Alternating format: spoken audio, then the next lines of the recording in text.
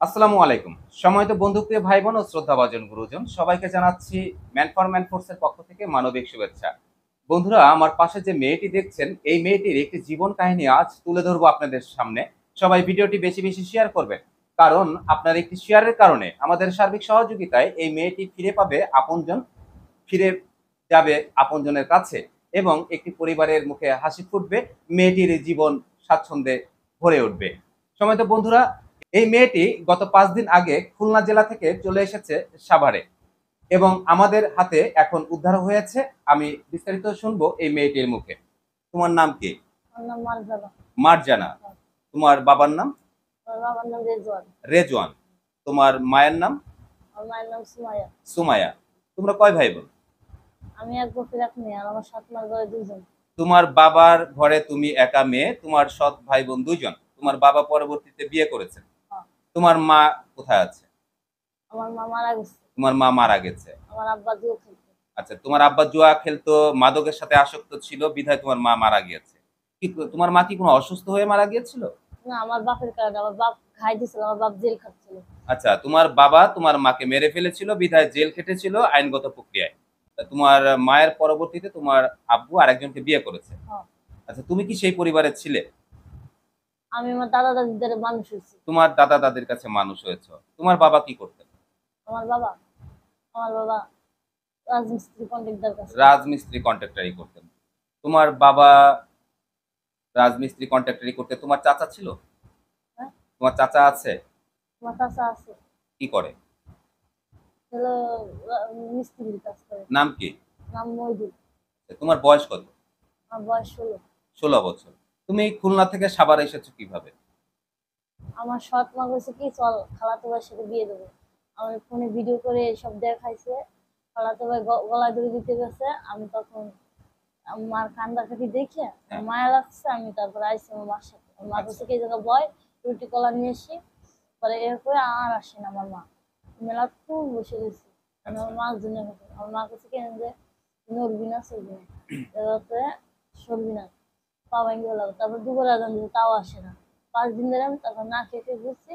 পরে আমার রাস্তায় এসে সম্মানিত দর্শক, শুনতে পেলেন মেয়েটির মুখে তার সৎ মা তাকে তার বোনের ছেলের সাথে বিয়ে দিবে বলে মিথ্যা প্ররোচনায় মেয়েটিকে নিয়ে এসেছিল খুলনা থেকে সাভারে। এনে বাস স্ট্যান্ডে রেখে রুটি কলা খেতে দিবে বলে সে সেই যে চলে গিয়েছে আর ফিরে আসেনি। এই হচ্ছে সৎ মায়ের জীবনের একটি গল্প। আপনারা অনেকেই জানেন এই সমাজে এমন অনেক সৎ মা আছে যারা সন্তানদেরকে নিজের সন্তান মনে করেন না এবং সেই সব সেই সকল সন্তানদের পরিণতি ঠিক এমনটাই হয়ে থাকে।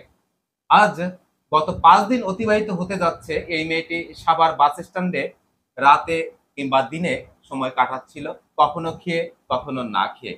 এটাই যদি হয় একটি সন্তানের ভবিষ্যৎ, তাহলে আমাদের এই সমাজে অনেকেই আমরা জানি কিংবা অনেকেই বলি পথ শিশু। আসলে এরা পথ শিশু নয়, এরা সেবা বঞ্চিত শিশু। এরা কোনো মায়ের কোনো বাবারই সন্তান, আমার আপনার আমাদের কারো না কারো সন্তান। এই সন্তানগুলো সেবা বঞ্চিতর কারণেই তারা ঠিক মতন সেবা যত্ন পায় না, আদর যত্ন গড়ে ওঠে না, বিধায় তারা একটি পর্যায়ে পথ শিশু হয়ে যায়। রাস্তায় রাস্তায় ঘুরে বেড়ায়, পচা গলিত জিনিস খায়, খাবার খায়, কখনো না খেয়ে জীবন কাটায়। এটাই হচ্ছে পথ শিশুদের জীবনী। আসলে তারা পথ শিশু নয়, তারা সেবা বঞ্চিত শিশু। তো চলুন পরবর্তীতে কি ঘটছে সেটাই জানা যাক।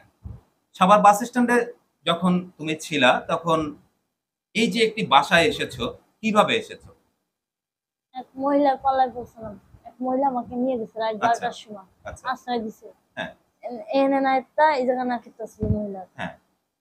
মহিলা নিজের মায়ের মতন আমাকে মানুষ করছে। হ্যাঁ। তারপরে সে ভালো জামা কাপড় দিছে। আমার একটা জর্জেটের ওড়না ছিল, জর্জেটের জামা ছিল। হ্যাঁ। মহিলা আমি কইছি কি না আমি বিড়ি খাবো না, আমি খারাপ ওর মধ্যে না। মানে ওই মহিলা বিড়ি খাচ্ছে? মহিলা বিড়ি খাচ্ছে মানে মহিলা মহিলাটা খারাপ। কেমন দেখতে? বাইদে বাইদা মানে বেদে? মেয়েটা হ্যাঁ। মহিলাটা ছিল বেদে সম্প্রদায়। মানতা পাড়া মহিলা। মান্তাপাড়া। হ্যাঁ। আচ্ছা। এবং আমি বলছি না, আমি ওসবের মধ্যে নাই, আমি আমাকে ছাড়েন তো। তারপর মহিলা টান দিছে, আমার এই জায়গা কাইটে গেছে। আচ্ছা। তারপর আমি মহিলাকে শুইতে মহিলার গাঁটকে উন্নাটা নিয়ে আমি ওই ওই উন্নাটা নিছি। হ্যাঁ। ওই উন্নাটা নেওয়ার সাথে সাথে আমি নানি দৌড় মারছে, মেয়ে মানুষ এত রাস্তা দিয়ে মানুষ কি করবে, দৌড় মারি মহিলার বালি কুটুম দিয়ে আমি আগে দৌড় মারছি, না খেয়ে রয়েছি। তারপর 3 দিন ধরে আমি না খেয়ে খেয়ে রাস্তা দিয়ে ঘুরতে আসছি, তারপরে ইনাকে বাসায় দিয়ে আমি পড়ছি। এখানে কে নিয়ে এসেছে? হ্যাঁ, এখানে কে নিয়ে এসেছে? এখানে আমার খালা নিয়ে এসেছে। আচ্ছা, তোমার খালা বলতে কি তোমার পরিচিত উনি? না, আচ্ছা, আমার রাস্তা পরিচিত। থেকে তোমাকে উদ্ধার করেছে। হ্যাঁ, তুমি একটি অসহায় মেয়ে মনে করে তুমি কান্না করছো, বিধায় সেই ভদ্র মহিলা তোমাকে তুলে নিয়ে এসেছে, এখানে উদ্ধার করেছে তোমাকে আশ্রয় দেওয়ার জন্য। হ্যাঁ, পরবর্তীতে এই বাসায় এসেছো। এই বাসায় যিনি আশ্রয় দিয়েছেন তিনি কিংবা তার পরিবার তোমাকে কেমন ভাবে দেখছে? হ্যাঁ, আমাকে ভালোবাসছে, মানে ভালো কথা কইছে। হ্যাঁ, হ্যাঁ, তোমাকে খারাপ জানি না। হ্যাঁ, হ্যাঁ, আমি মিথ্যা কথা কম কেন? এরা তো আমাকে নিজের মেয়ের মতন কাপড় দিছে, আচ্ছা, গোসল করাইছে। আমি একটা রাস্তার মেয়ে, অপরিচিত মেয়ে, জানাশোনা নাই, চিনা নাই, জানা নাই, কেউ নাই। অপরিচিত মেয়েকে কেউ বাসায় তুলে, এটি তো আমার কপাল। আচ্ছা।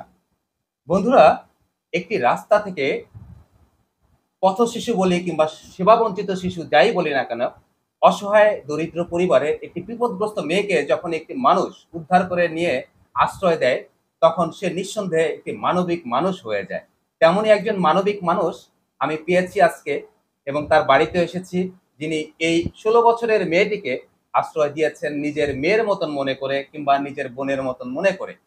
আসলে সেই মানুষটি ছোট মনের নয়, সেই মানুষটি নিঃসন্দেহে একটি ভালো মনের মানুষ, নিঃসন্দেহে আল্লাহ প্রদত্ত একজন সেবাদানকারী মানুষ। কারণ আল্লাহ বলেছে, মানুষ হয়ে মানুষকে ভালোবাসো, বিপদে মানুষের পাশে সহযোগিতার হাত বাড়িয়ে দাও।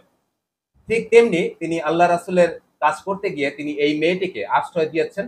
কিন্তু এই মেয়েটি যেহেতু 16 বছর বয়স, বাংলাদেশ আইনে 18 বছরের নিচে কোনো শিশু সন্তান ছেলে মেয়ে যেই হোক না কেন সে নিঃসন্দেহে শিশু। তারপরেও এই মেয়েটি 16 বছর বয়স, এই মেয়েটি অনেক বুঝ আছে, অনেক জ্ঞান আছে, অনেক কিছু বুঝে। তারপরেও আমরা চাই তার পরিবারের সন্ধান খুঁজে পেতে। তার পরিবারের মাধ্যমে কিংবা প্রশাসনিকভাবে অবগত করে আমরা চাই এই মেয়েটির একটি আশ্রয়ের সুব্যবস্থা করে দিতে।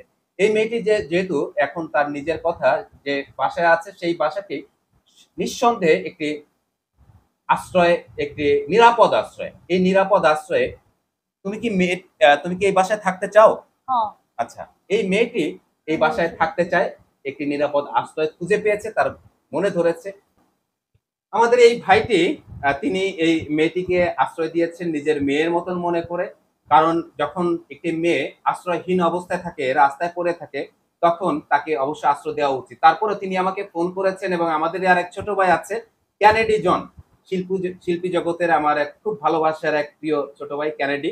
ক্যানেডি আমাকে ফোন দিয়েছিল, ক্যানেডিকে তিনি জানিয়েছেন যে এই অবস্থা, আমরা একটা মেয়েকে পেয়েছি, এখন এটাকে কিভাবে কি করা যায়। তো ক্যানেডি আমাকে জানিয়েছে, তিনিও আমাকে ফোন দিয়েছেন, ওনার সঙ্গে কথা হয়েছে, আমি এসেছি, মেয়েটির জবানবন্দি নিলাম, কথা শুনলাম।